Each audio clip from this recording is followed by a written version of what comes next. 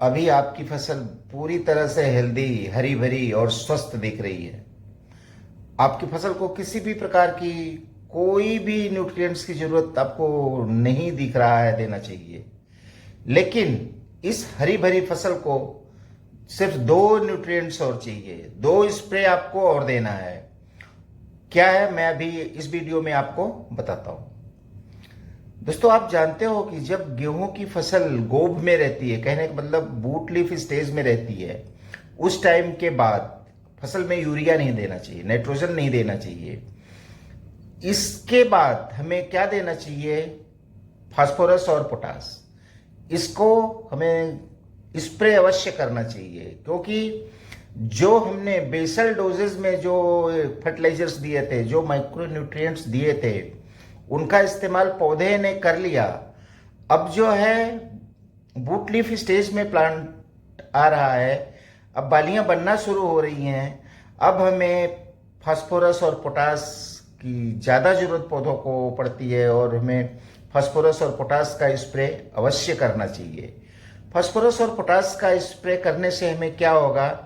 बालियां लंबी होंगी, दाने मोटे होंगे, भारी होंगे, चमकदार होंगे, दानों में वजन ज्यादा होगा, और इन सब चीजों के होने से जाहिर सी बात है कि पैदावार ज्यादा होगा। ये फास्फोरस और पोटास कैसे मिलेगा, कितना हमें देना है, कब देना है, ये सारी बातें हम इस वीडियो में बताएंगे। साथ ही साथ बोरान और जिंक, दो ऐसे माइक्रो न्यूट्रिएंट्स और हैं जिनकी जरूरत फसलों को इस समय पे ज्यादा पड़ती है। इनको भी हमें देना है, कब देना है, कैसे देना है, ये सारी जानकारी हम आपको इस वीडियो के माध्यम से बताएंगे। दोस्तों, वीडियो अंत तक देखना, वीडियो का कोई भाग मिस मत करना। बहुत अच्छी जानकारी है। अगर आप कोई भाग मिस कर दोगे तो शायद बहुत बड़ी जानकारी से आप वंचित रह जाओगे। दोस्तों, मैं यूएस सिंह, कृषि वैज्ञानिक, एनएसएल। दोस्तों, ये फास्फोरस और पोटास पानी में घुलनशील होते हैं और एनपीके के रूप में, एनपीके इसके रूप में मार्केट में अवेलेबल होते हैं। एनपीके 05234 और एनपीके 0050, ये दो स्प्रे हैं। ये दोनों स्प्रे हमें करने हैं। एनपीके 05234 क्या होता है, कब स्प्रे करना चाहिए, किस स्टेज में करना चाहिए, कितना डोज देना चाहिए। उसी तरह से 0050 कब करना चाहिए, किस स्टेज में करना चाहिए, कितना डोज देना चाहिए, सारी बातें मैं आपको बता रहा हूं। देखिए, एनपीके 05234 ईयर इनिशिएशन के बाद करना चाहिए। ईयर इनिशिएशन क्या होता है? जब बाली के अंदर ईयर हेड बनना शुरू हो जाता है, उस टाइम पे एनपीके 05234 का स्प्रे हमें अवश्य करना चाहिए। एनपीके 0050 ईयर निकलने के बाद स्प्रे करना चाहिए। जब ईयर पूरी बन के निकलना शुरू होती है, फ्लैग लिप से बाहर निकलना शुरू होती है, उस टाइम पे हमें एनपीके 0050 का स्प्रे करना चाहिए। फ्लावरिंग और फ्रूटिंग पर क्या स्प्रे करें? एक दूसरा तत्व तो बोरान भी है। क्या बोरान भी मिलाना चाहिए? कब और कितना मिलाना चाहिए? क्या बोरान और जिंक भी मिला सकते हैं? बोरान के साथ जिंक भी मिला सकते हैं। जिंक में कौन सा जिंक? Chelated zinc. ये सारी चीजें हम आपको बताएंगे। कब कितना जिंक और बोरान ये कितना मिलाना चाहिए, ये सारी चीज हम आपको आगे बताएंगे और डिस्कस करेंगे इस वीडियो में। दोस्तों, देखिए, 05234 में 52% पोटास होता है, सॉरी 52% फास्फोरस होता है और 34% पोटास होता है। 52% फास्फोरस जो होता है वो पोटेशियम फास्फेट के नाम से आता है। 34% पोटास होता है। उसी तरह एनपीके 0050 में 0% फास्फोरस, तो इसमें 0% होता है, 50% पोटास होता है। पोटास जो है पोटेशियम सल्फेट के नाम से आता है और इसमें 0050 में 17% सल्फर भी होता है, नाइट्रोजन इसमें भी नहीं होता है। फास्फोरस मोस्टली डीएपी से पूरा किया जाता है। फास्फोरस से पौधों में जड़ों का विकास होता है, सेल डिवीजन में मदद करता है। सेल डिवीजन से स्टेम बड़ा व मजबूत होता है। और दोस्तों, डीएनए का एक मेजर कंपोनेंट होता है यह फास्फोरस।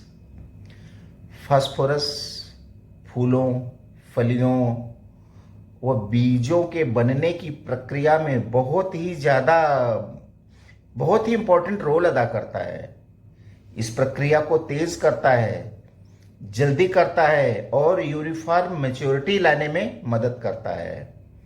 बाली आते समय यदि फास्फोरस फसल को एक साथ मिल जाए तो फसल एक साथ पकेगी, दाने मोटे होंगे, भरे हुए होंगे, सुंदर होंगे और चमकदार होंगे। जब पौधे बड़े होते हैं तो फास्फोरस की जरूरत पौधों की फ्रूटिंग एरिया में बढ़ जाती है। कहने का मतलब यह है कि फ्रूटिंग व बीज बनने के लिए फास्फोरस नामक एनर्जी की ज़्यादा जरूरत पड़ती है पौधों को। अगर फास्फोरस का बाली बनते टाइम नहीं दिया गया, फास्फोरस का इस्तेमाल अगर हम बाली बनने के टाइम पे नहीं करेंगे तो निश्चित तौर पे हमारी फसल से दाने हल्के बनेंगे, पैदावार कम होगी। इसलिए इस बात को आप गांठ बांध लो कि NPK 05234 को फूल से पहले, फूल आने पर, बलियां निकलने से पहले, गाबे की अवस्था में, जिसे हम बूट लीफ स्टेज कहते हैं, इस स्टेज में ईयर हेड बनना शुरू होती है। इस स्टेज में हमें फास्फोरस का स्प्रे जरूर करना चाहिए, क्योंकि ये वही स्टेज है जिस स्टेज में पौधा फास्फोरस की सबसे ज़्यादा मांग करता है। बोरान की भी जरूरत इसी टाइम ज़्यादा होती है। फीमेल पार्ट के मिलन में बोरान बहुत ज़रूरी होता है। सीड सेटिंग के टाइम भी बोरान की बहुत ज़रूरत पड़ती है।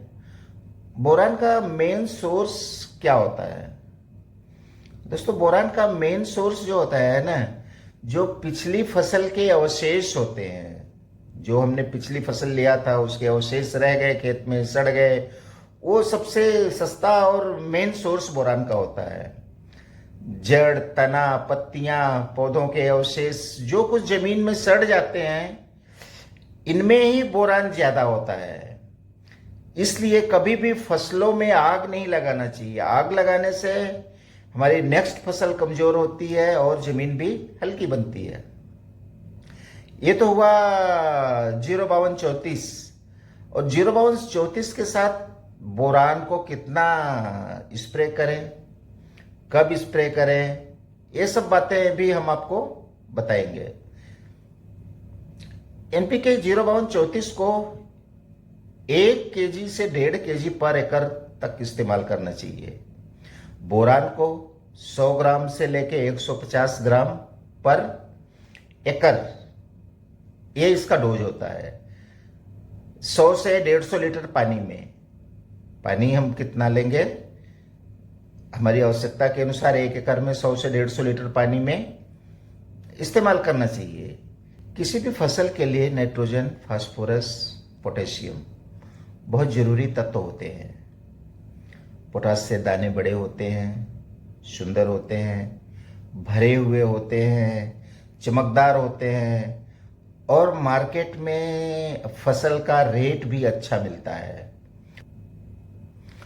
पोटास हमारी फसलों की बढ़वार के लिए, स्वस्थ जीवन के लिए, क्वालिटी सीड पैदा करने के लिए बहुत जरूरी होता है।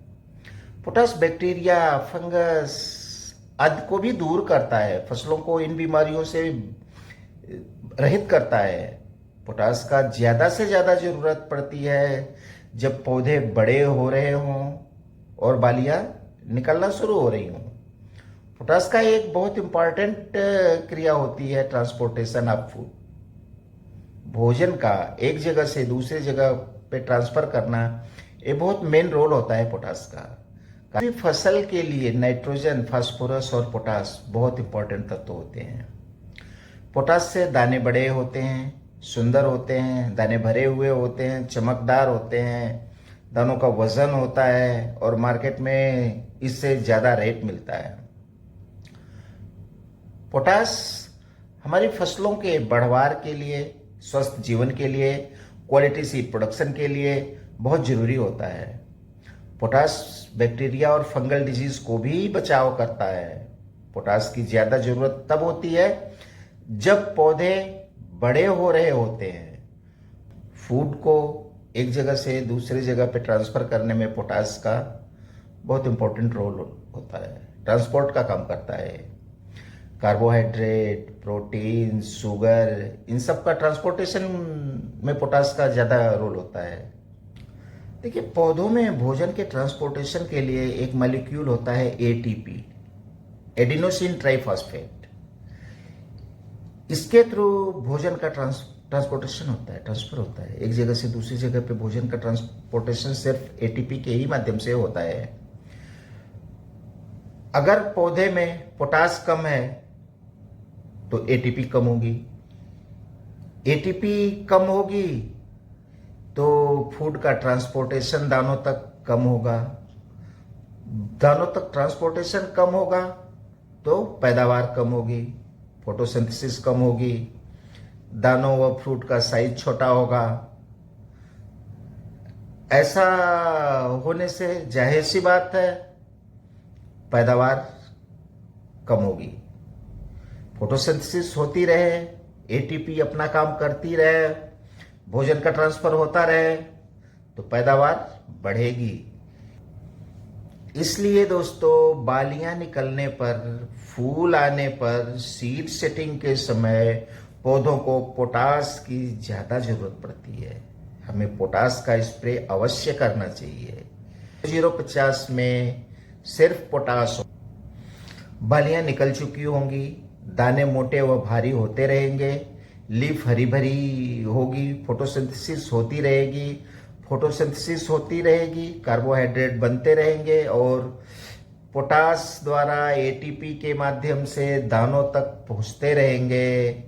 इसलिए जाहिर सी बात है ये सारी क्रियाएं होती रहेंगी तो हमारी पैदावार, हमारी यील्ड बहुत अच्छी आएगी।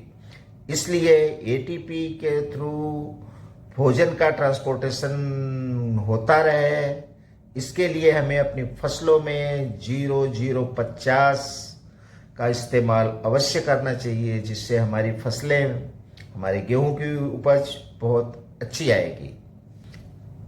तो इसका डोज क्या होता है, इनका डोज कितना होना चाहिए, अब हम थोड़ा सा इस बारे में आपको बताते हैं। एनपीके 0050 का इस्तेमाल कैसे करें। 0050 को 1 केजी से 1.5 केजी, 1 किलो से 1.5 किलो तक ले 100 से 150 लीटर पानी में प्रति एकड़ के हिसाब से इस्तेमाल करें। एक बात और है, यदि आप 50 ग्राम चिलेटेड जिंक लेते हैं और इस चिलेटेड जिंक को 05234 या 0050 किसी के साथ मिलाकर स्प्रे करते हैं तो रिजल्ट और ही बढ़िया आता है। क्या होता है, ये जिंक के इस्तेमाल से पौधे हरे भरे रहते हैं। जिंक फोटोसिंथेसिस में भी काफी हेल्पफुल रहता है, फ्लैग लीफ को हरा भरा रखता है, लीफ ज्यादा अच्छी होगी, ज्यादा स्वस्थ होगी तो फूड का ट्रांसपोर्टेशन भी बहुत अच्छा होगा, पैदावार ज्यादा होगी और हमारी फसलें अधिक से अधिक हमें लाभ देती रहेंगी। इसलिए जिंक का भी इस्तेमाल जरूरी है। देखो, इस सारे वीडियो का सारांश मैं आपको एक बताता हूं। सारांश क्या है इस सारे वीडियो का? वीडियो का सारांश कुछ इस तरह है, 05234 plus boron plus chelated zinc को गाभे के टाइम स्प्रे करें। जब बूट लीफ स्टेज होती है उस टाइम पे इस्तेमाल करें। और 0050 प्लस चिलेटेड जिंक को बालियां निकलने के बाद स्प्रे करें। ये सारांश, इस पूरे वीडियो का सारांश है। आपको अच्छी उपज लेने के लिए, आपको नंबर 1 बनना रहने के लिए ये दो चीज बहुत जरूरी है। 05234 plus boron plus chelated zinc को जब बालियां बनना शुरू होती हैं, बूट लीफ स्टेज के टाइम पे स्प्रे करिए और 0050 प्लस चिलेटेड जिंक को बालियां निकलने के बाद अगर ये सब आप समय पे करते हैं और बताए गए फर्टिलाइजर और माइक्रो न्यूट्रिएंट्स को सही समय पे सही डोज के साथ इस्तेमाल करते हैं तो निश्चय ही आपकी फसल सुंदर और बम्पर उत्पादन देने में सक्षम होगी। तो दोस्तों, यदि आपको ये जानकारी अच्छी लगी तो आप वीडियो को लाइक करिए, शेयर करिए, ताकि अधिक से अधिक किसान भाई इससे लाभान्वित हों और अपनी फसलों से बम्पर उत्पादन ले सकें। धन्यवाद।